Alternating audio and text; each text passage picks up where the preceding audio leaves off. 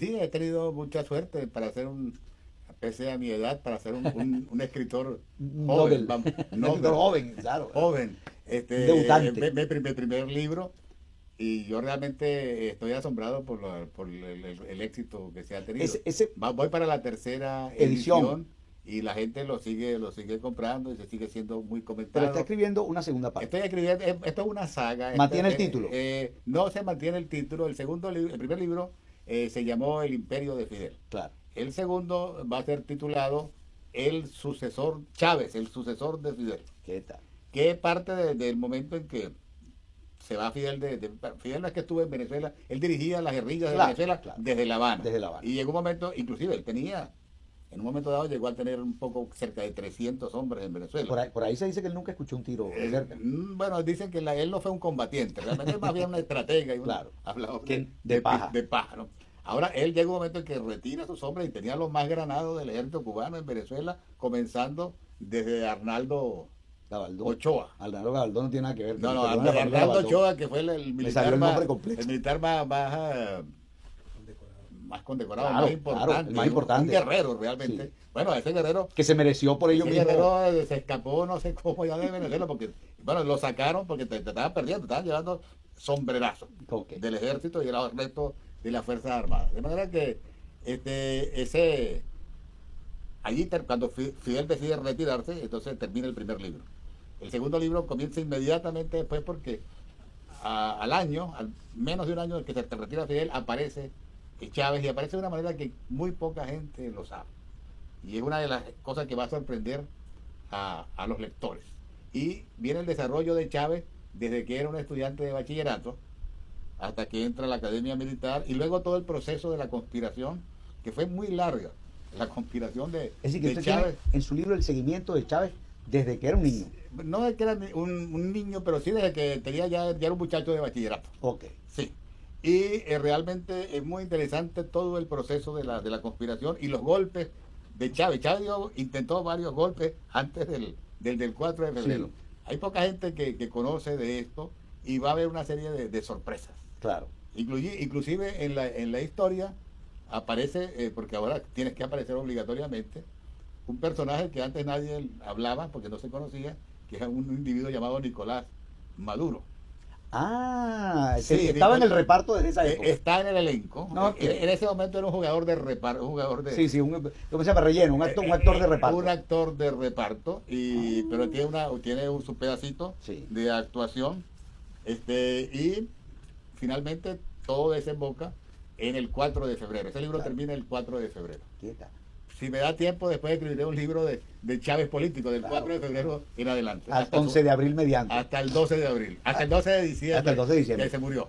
Este, brevemente, pero usted lo sabe por su rango y su participación directa en esa parte de la historia, esos muchachos que decían que habían sido entrenados en Cuba, esos entrenamientos en Cuba eran como un cursillo de cristiandad, o sea, los llevaban una semana, 2 semanas y los traían. Pero claro, para un niño que vivía en el cerro, que no tenía mayores aspiraciones, que lo montara en un avión y lo llevaran para Cuba era una cosa del otro mundo. Eso lo hacía sentirse responsable, tener una alta responsabilidad como líder, porque yo tuve compañeros del liceo que lo vivieron. La sola aventura de salir de Venezuela y pasar a Cuba y todo eso era todo un evento en su vida, como tiene mucho sentido, ¿verdad? Bueno, sin duda, Fidel Castro fue un hombre que realmente hipnotizó a Venezuela y a Cuba, no solamente a Cuba, a Venezuela, es más, Al mundo. y al mundo. Es un hombre que tiene, todavía está anciano y todavía hay gente que sigue Lo venera. venerándolo, ¿no? Y este individuo realmente atrajo mucho a los venezolanos desde que estaba en la Sierra Maestra. Cuando él vino a Venezuela, creo que se habla de que fueron 30 o 40 mil personas, que en aquella época era mucha gente, a Maiquetía a esperarlo. El primer ejército que entra armado a Venezuela. Sí, él cuando sale del avión en ese primer viaje, que él no era presidente de Cuba, él era el comandante del ejército rebelde. Sí. Y Perdón. él sale con su fusil terciado. Es una cantidad de historia increíble la de Fidel. Y ahora lo que te quiero decir Sí. es que este hombre no solamente atrajo a la gente pobre, atrajo a mucha gente inclusive de buena posición Claro, económica. intelectuales del Los mundo. primeros, primer grupo que se sintió atraído por Fidel fueron estudiantes universitarios, Claro. un buen grupo. Era un Robin Hood moderno para Exacto, la gente. y los llevaban en avión a Cuba y sí, era un entrenamiento muy breve, los enseñaban a disparar y a Sí, sí, sí, rampar sí, y a sí. un Y poquito cuatro eslogan para que se defendieran las discusiones. exacto, no, pero luego los traían y los mandaban para las montañas y realmente esa gente no estaba preparada para Pobrecito, no. combatir con el ejército que No. estaba entrenado para eso. ¿Eh? Y con la experiencia que hubo con la Unión Soviética, que fue un fracaso de 70 De años. 70 años. Luego la experiencia que aún se mantiene en Cuba, que ya tiene más de 50 años y cada día está peor. Y China, que ahora tiene dos caras de la La moneda. experiencia de China, que ahora la China se dividió en dos islas, Claro. dos partes, una parte capitalista y una Claro. parte comunista. La parte comunista sigue empobrecida Claro. y la parte comunista está La capitalista está la progresando. capitalista está progresando. Ya. Y ahora el ejemplo de Venezuela y los países del ALBA, que Venezuela, pese a estar nadando en petróleo y haber recibido en los últimos 15 años las cantidades más grandes de ingresos petroleros, realmente Venezuela ahora está nadando en la miseria. Nadando en la miseria, Sí. sin petróleo que produzca.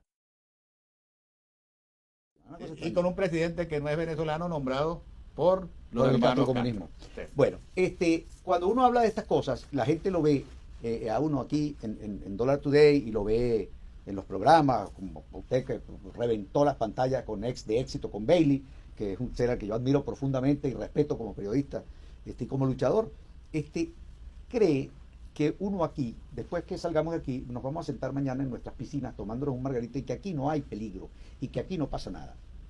Usted recibió un atentado de la forma más evidente, que ha hecho que algunas personas nos planteemos si aquella cosa que nos pasó hace 6 meses, hace un año, no sería algo parecido.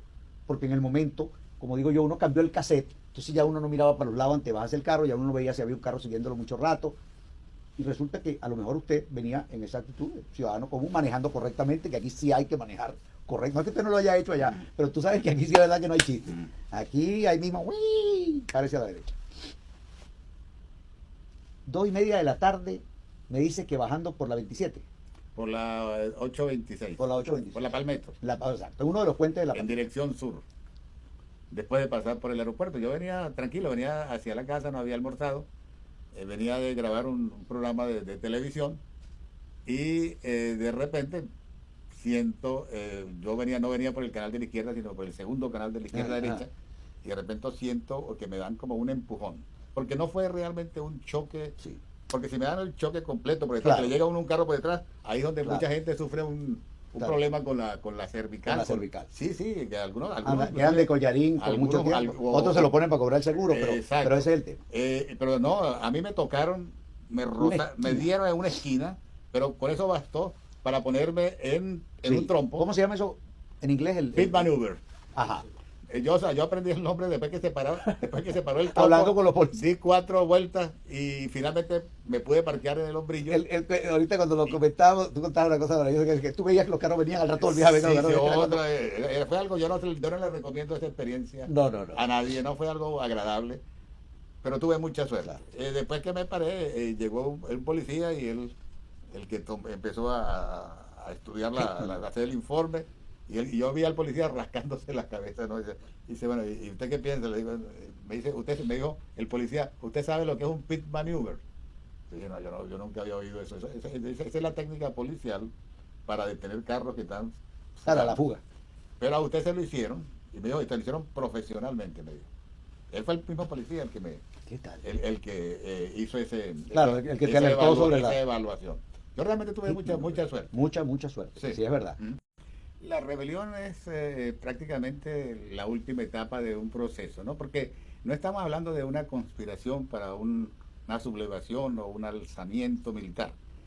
Una conspiración es algo que se hace entre un grupo que se reúne secretamente y para hacer algo ilegal. Okay. Nosotros somos un grupo de militares que nos reunimos públicamente para hacer algo legal, que es para buscar una forma de cómo defender la Constitución Nacional, lo cual juramos, y todavía, pese a que estamos retirados, nos sentimos obligados a cumplir con ese juramento.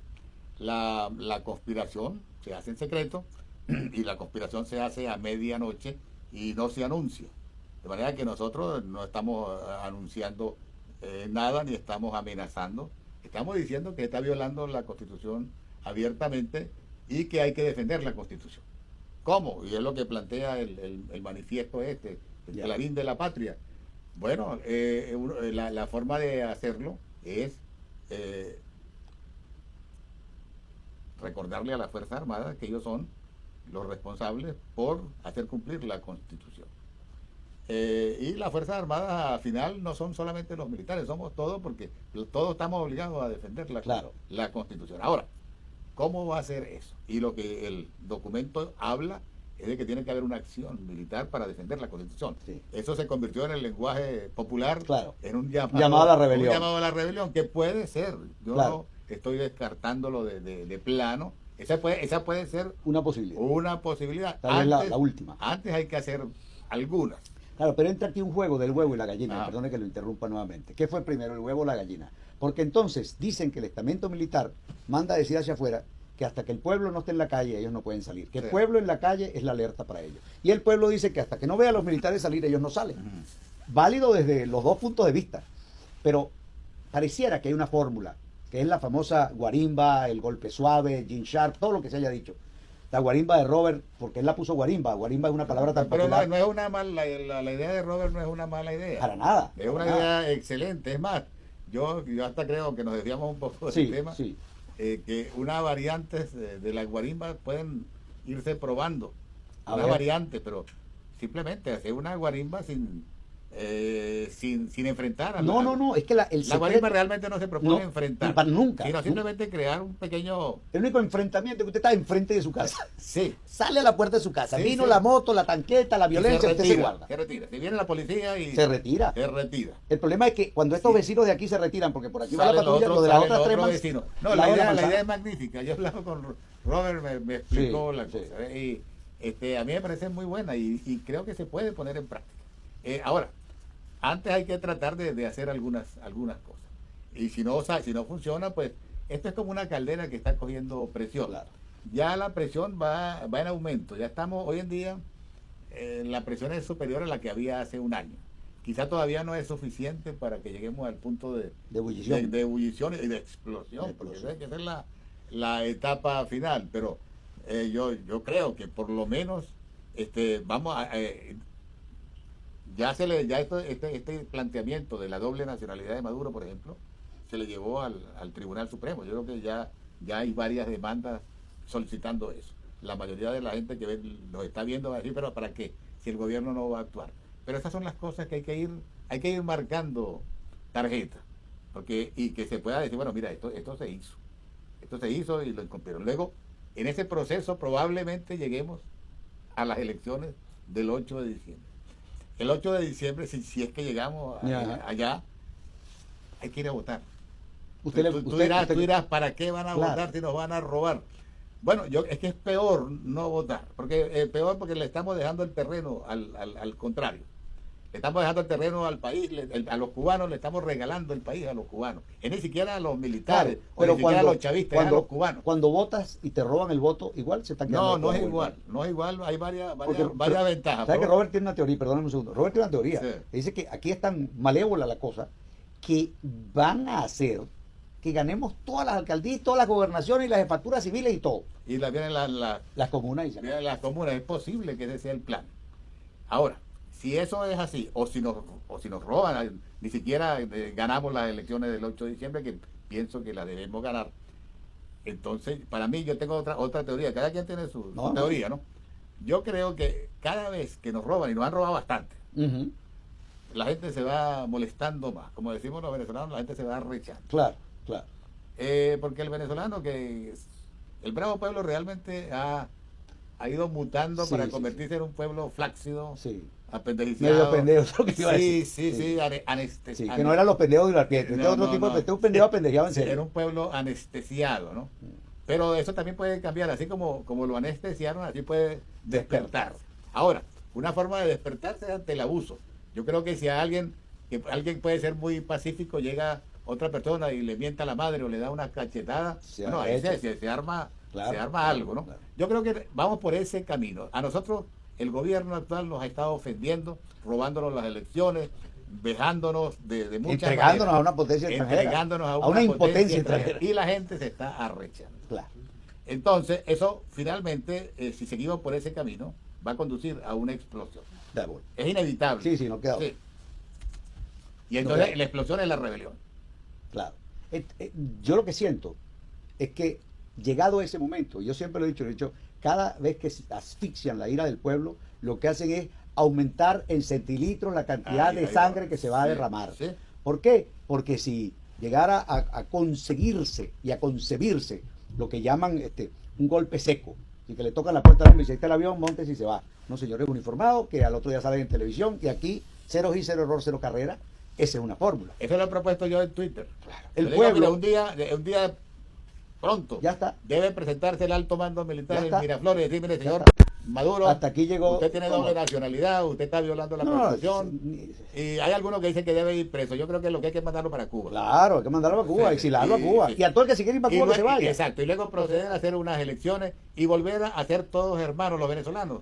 Dejamos de ser hermanos desde que empezó todo este proceso y nos convertimos en dos bandos irreconciliables. Irreconciliables. No, somos hermanos. Sí hay gente que hay que sancionar, sin duda. Yo estoy hablando de borrón y cuenta nueva. Pero la gran mayoría de los venezolanos no son culpables. Mire, éramos de un país este desguace que está pasando. cuando tú y yo éramos vecinos, ya yo vivía frente a la familia del Chacal, ¿no? Sí. Y él vivía en la torre de al lado. Ujú. Y nos encontrábamos, y hola, buenas noches, buenas tardes, buenos días. Ni nos ladrábamos ni nos caíamos a besos. No, claro. Yo sí le tenía mucho cariño a la señora porque era agradabilísima ella y el hijo el que vivía. Sí, con él. sí. Pero, ¿me entiendes? O sea, era un país de otra manera. Era un país de diferente. otra manera. Y era un país mejor. Mucho mejor, mucho mejor. General, aquí el tiempo se nos fue otra vez maravillosamente porque usted tiene una cooperación muy agradable. Pero yo le quiero pedir un favor. ¿Cuál es la cámara que el general tiene para él solo? Esta. Bueno, yo quisiera que usted a esta cámara se le plantara como el general Carlos Peñalosa, que es, y que le hablara, si usted quiere, en la jerga que a usted más le parezca, no importa que los civiles no entendamos, a sus compañeros de armas. Yo no sé si es una orden, si es un consejo, si es un recuerdo, lo que usted le quisiera decir a sus hombres, a sus colegas, a sus compañeros, cuando quiera. Bueno, a mis compañeros de armas y a todos los miembros de las Fuerzas Armadas, tanto en situación de actividad como en situación de retiro, yo lo que los llamo es a unir fuerzas. Está en nosotros, porque tenemos los que están en servicio activo tienen las armas, y los que estamos fuera tenemos la voluntad de salir a defender la patria y a recuperar las instituciones y recuperar la democracia que estamos perdiendo día a día. Es una cuestión de tiempo para que, ya no queda mucho para que ustedes se pongan de acuerdo y tomen las medidas que sean necesarias.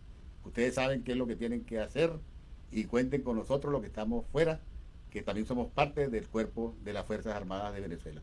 Tenemos que recuperar a nuestro país y no debemos permitir que se lo regalen a los cubanos, castristas.